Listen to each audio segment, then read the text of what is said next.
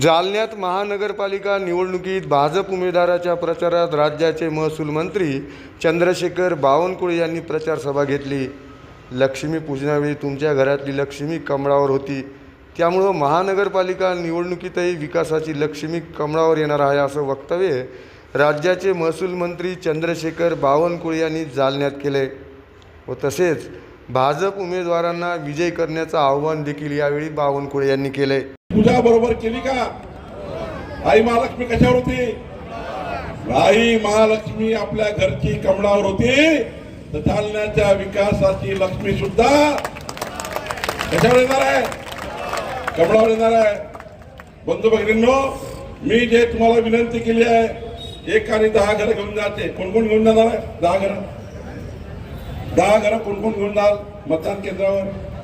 ताई तुम्ही नेणार नाही का? तुमच्या कट्टी आहे का लोकांसोबत? आजूबाजूच्या लोकांनी जमत नाही का तुमचं? तर थोडा हात पकडून सांगा कोण कोण 10 घर घेऊन जाणार? सर्व घेऊन जाणार? तुम्ही 10 घर घेऊन जा। 10 घरांना 5 दिवस सांभाळा। पुढचे 5 वर्ष तुम्हाला सांभाळण्याची जबाबदारी आमच्या लोकांची आहे। पुढचे 5 वर्ष तुम्हाला सांभाळण्याची जबाबदारी आपल्या 8 लोकांची आहे।